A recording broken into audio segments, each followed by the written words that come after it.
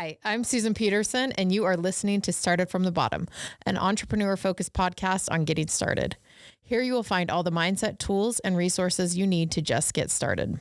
Today we have Lindsay White. I have loved watching Lindsay build a safe space for breastfeeding mothers by giving them a voice and a place to share their experiences. Lindsay is a true entrepreneur and has built an impressive business. In this episode, she will share the hardest thing that she has ever gone through and how that experience built resiliency in her life, who her entrepreneur heroes are, and the worst place that she's ever had to breastfeed. Here's Lindsay.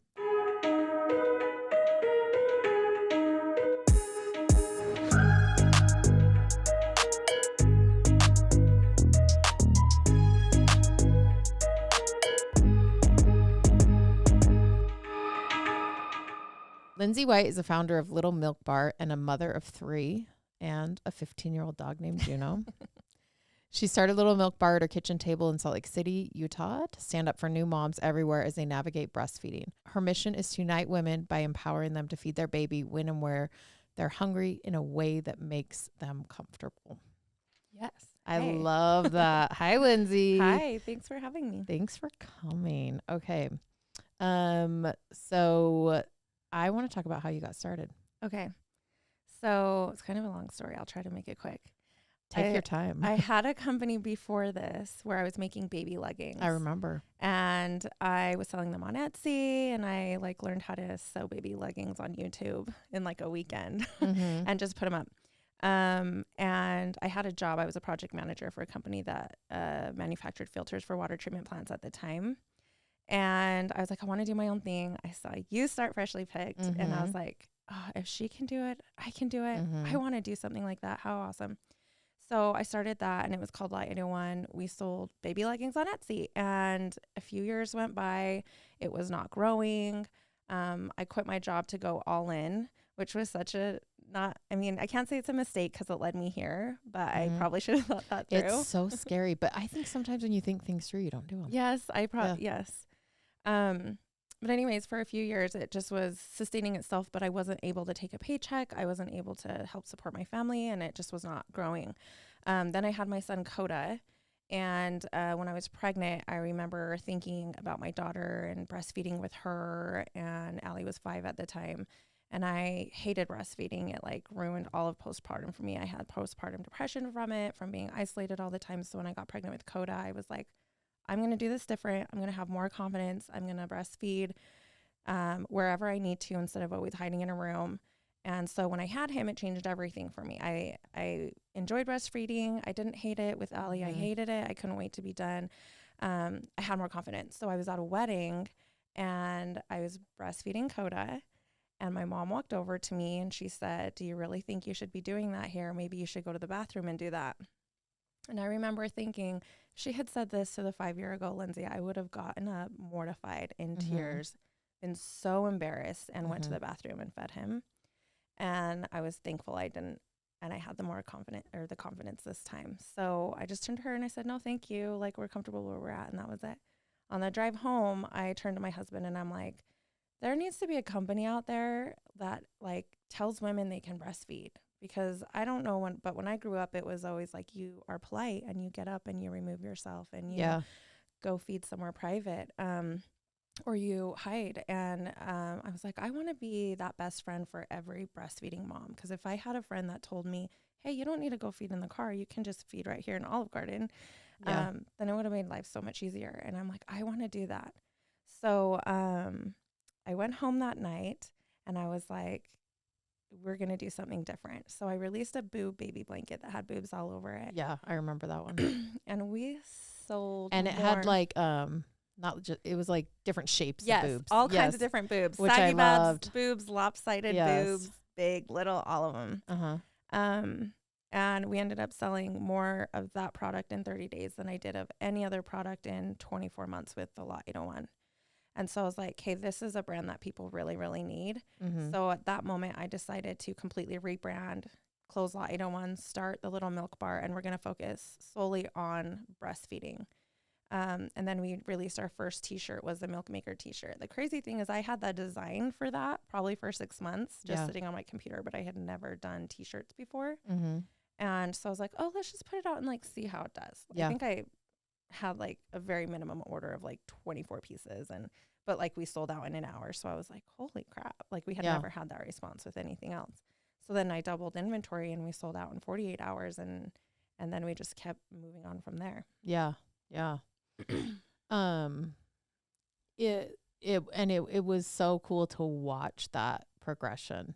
I always love when people find their niche,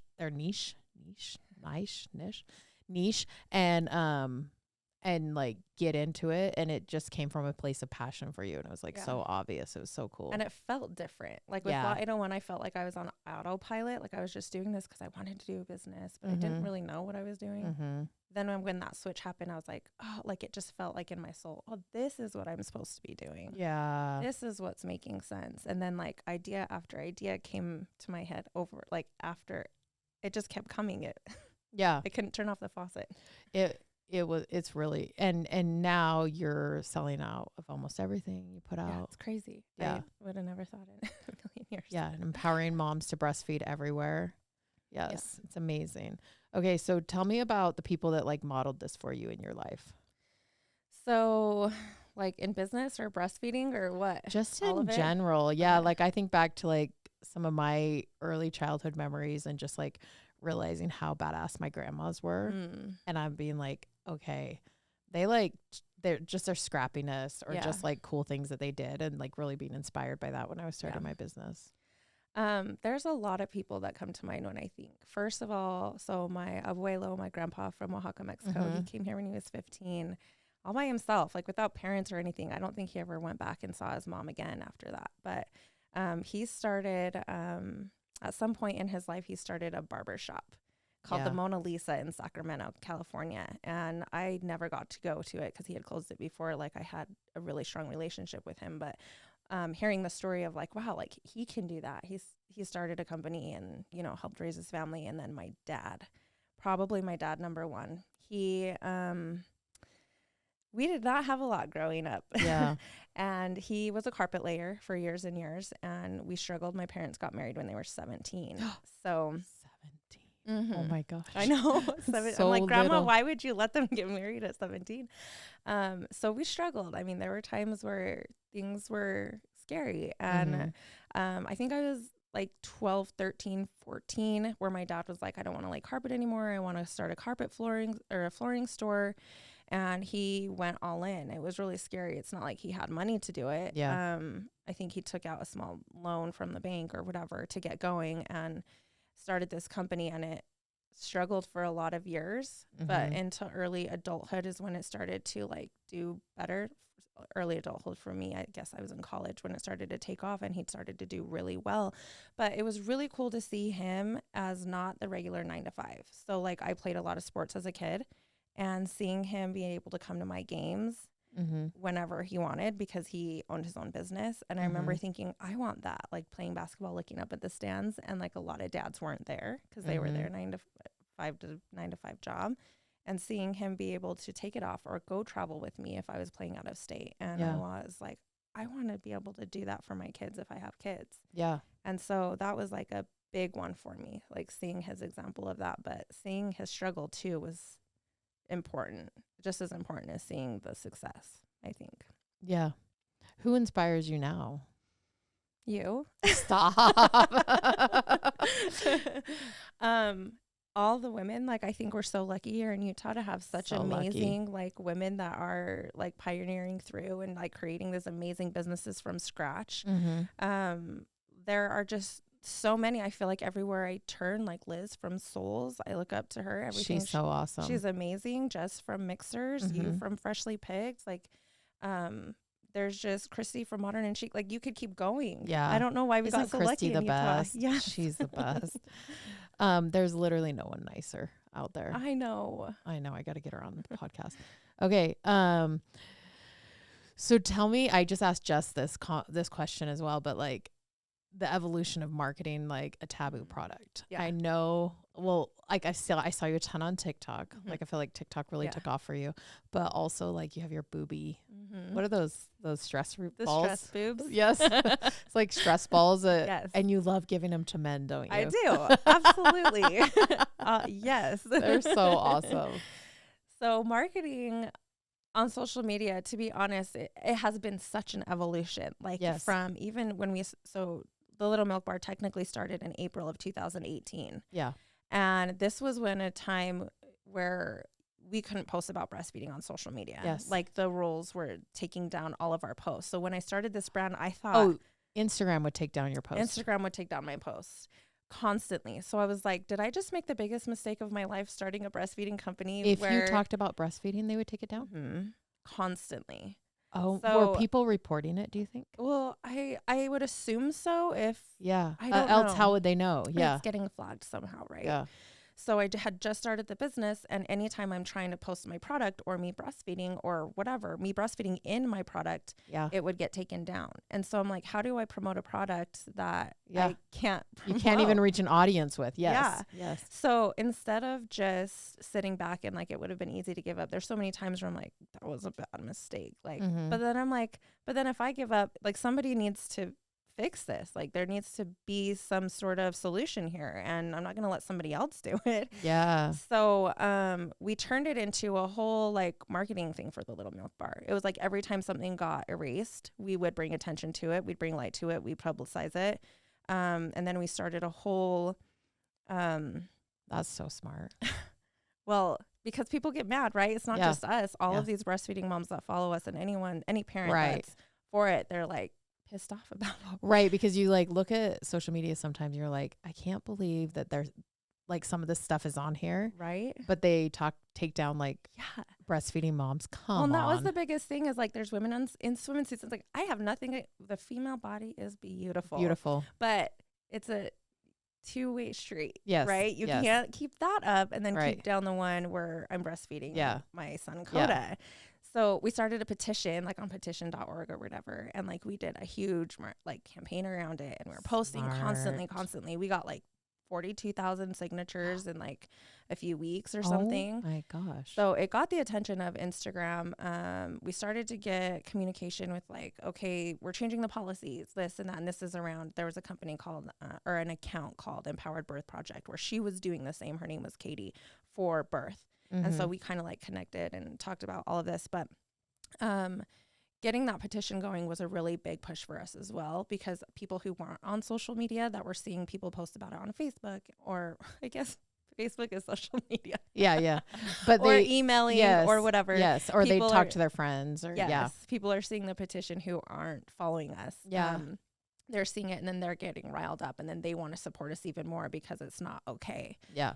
So I like to think that the Little Milk Bar had a huge say in the change in policies for social media, because after that, our posts started to not get deleted as often, and now they don't get deleted anymore, and policies had changed. And now, influencers or moms or just followers will email us and say, hey, our posts used to get deleted all the time and now they're not anymore. So thank you for bringing attention to this, because we had a platform with a decent following at the time to bring awareness to this. Yeah. And instead of just folding and just letting them delete our comments constantly, or our posts constantly, then we would just bring attention to it. Thanks for the free press. Yeah. And also what a way to unite an audience. I mean, no one gets people bought into a brand more than like feeling like the brand's being bullied or underrepresented or something, that's amazing.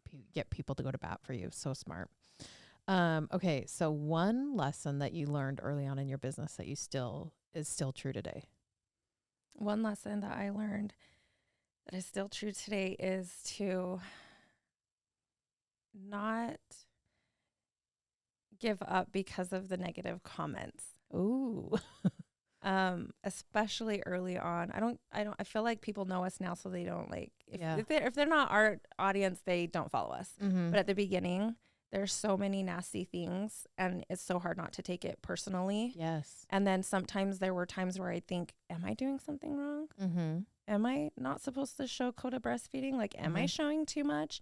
And there were literally times where I'm this brand fighting for breastfeeding rights, but then behind closed doors, I did struggle with, is it too much? Am I being too loud? is this inappropriate? And then I Yeah. like for a second shake my head. I'm like, oh my God, that's ridiculous. Right. But even to this day, I'm, you know, from 2018, 19, 20, 22, I have to do it on my hand. 4 years we've been doing. I still get that moment every once in a great while where it's like, oh, did I do something? No. But just I not feel giving like up that's from just that. part of being an entrepreneur, though, where some mornings you wake up and you're like, and it's all around like imposter syndrome a little bit for me, where you wake up and you're like, wait a minute, Jess just said that. She's like, no one knows what they're doing. I'm like, so true. No one knows. That is so true. Or we're all doubting ourselves at some point in the day. And I think when you're a mom and you have the kids and you're running a house and you're running a business, it's just like things pile up and then you're like, what am I doing? Yeah, it is. You just always question yourself. Yeah. When we did the first campaign for the Boobs baby blanket, I remember thinking, if I'm going to do this, I have to go all in. So I went topless. I walked down Daybreak, like in the middle of the street, topless with a baby on one boob and the boob baby blanket on the other. And they went viral. Like everyone was posting them everywhere, but don't ever look at the comments and read them and take them because it's just like, so there's great comments. Don't get me wrong. I don't only want to highlight the bad ones, but it's like, how old is that baby? That baby's way too old to be feeding. Oh, yeah. And then you're just like, what? This baby's not even 1 year old. Right. It's like car seats and breastfeeding. Don't ever post your baby in a car seat. Never in a car seat. Oh my gosh. Never, because someone will find some way that you're going to kill that child somehow. Oh, I know. True. And it's like, I know, I just loosened the straps for whatever, no one cares. Yeah. Okay, so what is some advice you would give your early self, like Lindsay starting out, or that you give people that are starting that are starting out? I would say don't give up. And I think you've heard this, or you've said this before. Don't give up on your hardest days. Right? You're the one. No, I haven't. No? That's beautiful. I wish wish it was me. You know what? I don't remember. Okay, I made it up. Remember on The Office when Kelly's like, I could have said that. I don't even listen to myself when I talk.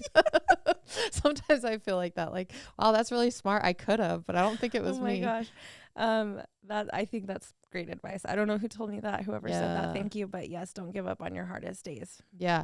You actually have a ton of resiliency, I think. Like I've noticed, and I think it comes from like your background and what you've been through in your life, but like you really bounce back and like, but you bounce, like if someone pushes you over, you're bouncing back up with like fighting. Oh, like 100%. You've got the gloves on. When I have my mind on something, nobody can stop me. I remember starting my business and thinking, oh, but what if I fell? But I remember thinking, I've already been through the hardest thing in my life. Childhood was not, I mean, there were things, but it's like, if I can get through that, then I can do anything. So it's built this in my mind, like this resiliency that's made me believe that I really can do anything, like nothing else. We can cut this question out, but do you want to share your hardest thing in your life? You don't have to. Yes. Will you? Okay. So when I was 15, I watched my sister get shot and killed, and I held her while she passed away. It's just, it's so crazy. I don't know how you got through that. We were at a party, and it was, I guess you can consider it a mass shooting, because there were, I think, like 27 shots shot that night, and there was, I think, like 5 people who were shot, including her fiance, and Kendra was the only fatality. And I mean, I'm lucky that I'm here today, so that's a lot of it too. Were you standing by her? Right next to her, we were holding hands. That's so it could have easily have just been me too. And there was a lot of when Kendra had a daughter, Angel. She was 1.5 years. Yes. And I remember thinking when I was younger, if it was just me, Angel would still have her mom, you know. And so like having that thought a lot as a kid. But I was 15. It was extremely hard. So that was your survivor's guilt. Yes. Yeah. But there's nothing worse than that. So no, I can't think of anything worse than that. No. I'm like, if I can get through that at 15 years old, now I'm 36. I think I'm 36. If I can do that at 15, I can do anything in my 30s. I can do anything in my 40s. I can do anything in my 50s. Yeah, no, I think it's definitely, I think that's that's your resiliency. Yeah. When you told me that story, I mean, that's just sucks, Lindsay, like to have to go through that as a child, just to lose your childhood like that and your sister all in the same day. That's terrible. Yeah. But when you told me that, I was like, oh, so much of Lindsay makes sense right now. Yeah. Because because you are a badass, but you also are going to fight for the underdog everywhere. Always. And it's so inspiring. And that moment changed everything. I mean, when I went through that, I was thinking, you know, I was in a different path in my life. Like, to be honest, I was not on a good path. I was not doing good things. I was not on a good path. Let's just say that. After that happened, I remember thinking, that is not what I want my life to be. And so I need to make a change. And if I want to get out and do better for me and my future family, then something has to happen. My parents didn't have money. I wouldn't have been able to go to college. So my first thought was, I play sports. I'm good at them. Let's see if I can get a scholarship. So I worked really hard at softball. I started playing basketball when I was a sophomore in college or high school. Was my first year playing, and I ended up getting a scholarship for both softball and basketball, which is crazy. I just played basketball 2 years before that, and I'm like, what the hell? But I had to. If I wanted to get out, I needed to go to college, and I needed to get a scholarship because I knew I couldn't pay for it. So I immersed myself in sports, did that, and then went to college, and then I'm like, hey, I can do this. And then I've just been keep crawling since then, I guess. Wow. I've shared with you, like, hard things have happened to me too. And I think there's always someone who's going through what you've gone through. And I do believe in sharing, when you feel like you've processed it, and you can share from a place of like, resiliency and strength, like you are, 'cause there are people who are like in the middle of it right now. And, it's so beautiful I know when I was going through my hard stuff, like to be able to look out and be like, okay, that person went through the same thing and they're still, they look like they're okay. So like, it's going to get better. It was like this hopeful thing for me. Yeah. So we can cut it, but I really appreciate you sharing. Yeah. It's such a beautiful part of who you are. And I think it's really inspired me ever since you shared that with me. Oh, thank you. So thank you for sharing. What legacy are you trying to build? Oh my gosh, that's such a, I feel like all my mind goes in so many different directions, so many things. The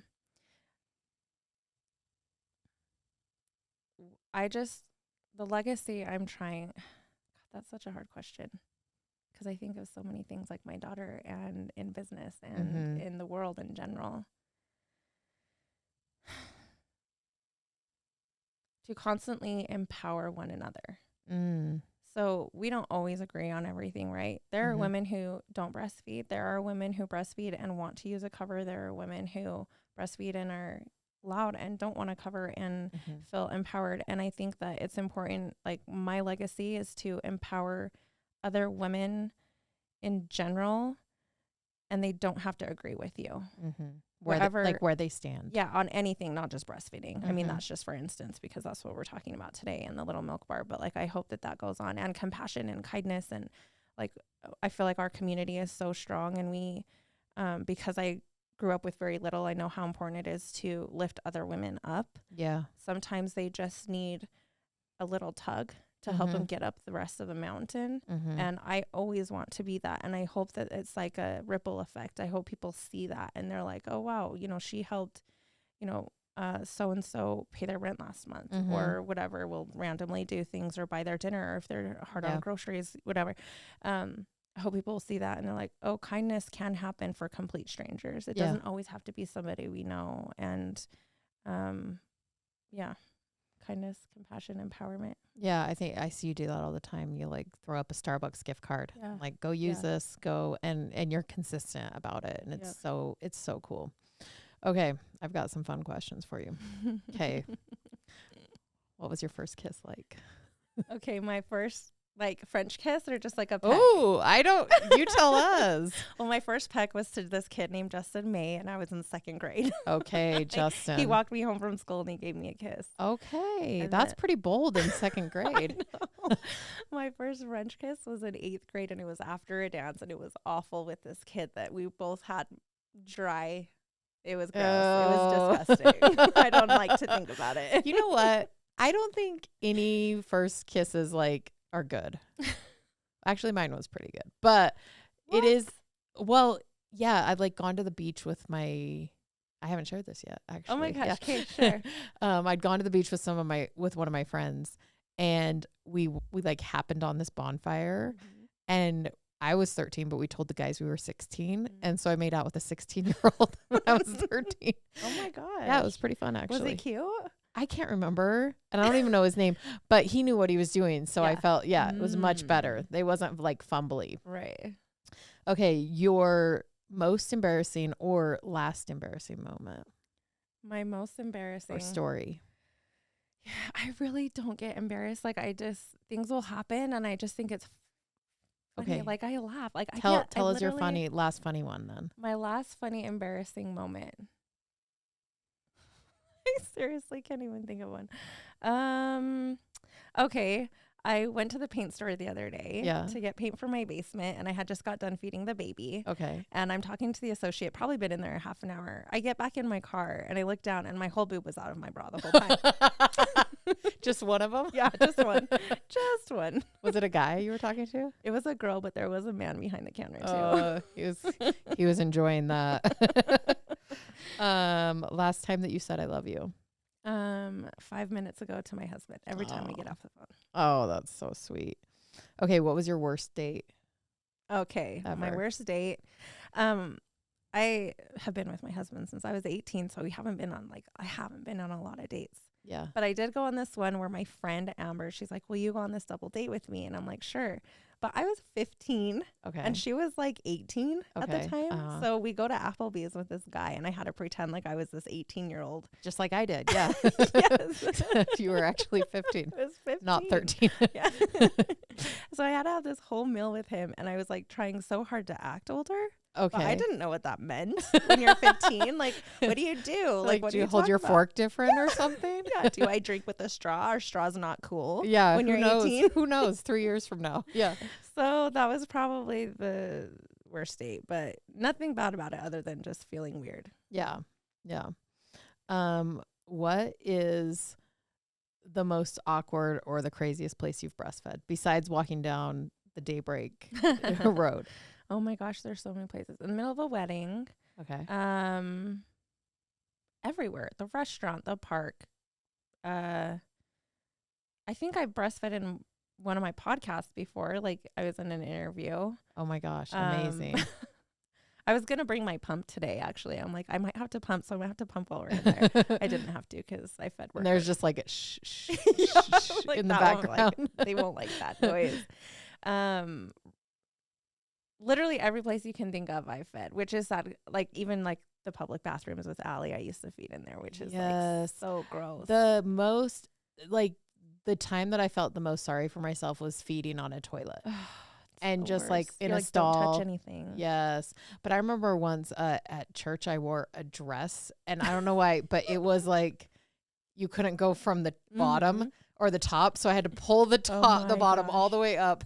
And I'm just sitting in this room, and a lady walked in, and I just pretended like nothing was wrong. Oh my gosh. Just kept going. The dress thing. And you don't think about those things until you've been through it. And it was with my first. Yeah. So you get caught like that. Yeah. Or I remember once I didn't have a pad, and then I leaked through. And yeah. I've fed on a road trip where she's in her car seat. Oh yeah. And you lean over. Well, we've stopped. We stopped, and then I leaned over and breastfed her, and that's just awkward because you're holding your boob. Yeah. And I don't want to have to get her out because then she won't go back in. No. She'll fight me. No, you leave them in and you just get your boob over them. I know I've done that before too. Yeah. It's wild. It's wild how functional your boobs become. Yeah. Yeah. Yeah. Oh yeah. Not sexy anymore. Okay. We are going to do, it's like truth or dare. And I give you 3 options. You got to pick one. Okay. Okay. It's I'm scared. gaslight, gatekeep, or girl boss. Girl boss. Oh, okay. I need someone to pick gaslighting. Okay, gaslighting. Well, No, I don't know. Now I'm sweaty. My arms. okay. When's the last time you gaslit your kids? Oh my God. What did I do the other day? They wanted to go somewhere. Where was it? Freak. Where was it? It was not Target, but I am like leaning towards that. I don't know. I'm going somewhere, and I was like, we can't go there because it's closed today. But it wasn't Target. It was like, where was it? Like Home Goods or something? No, it was like someplace fun. Oh, maybe it was like the bouncy house or something. Oh yeah, like it's that. closed today. Yeah. And I was like, but I heard if you clean your room really good that they'll open tomorrow. Good parenting is just gaslighting your children. Did they do it? Yes, they did. Oh, good. Did it open the next day? Oh magically? my gosh, they magically opened the very next my day. goodness. Good thing they cleaned their room. I know. I know. Santa Claus is like my big gaslighting. I'm always like starting right now. You can start, October 13th. Absolutely. Yeah, Santa's a big one. Okay. Well, Lindsay, thank you so much. You're so inspiring, and I love what you're building. It's really cool. Thank you. Thanks for coming on. This was fun.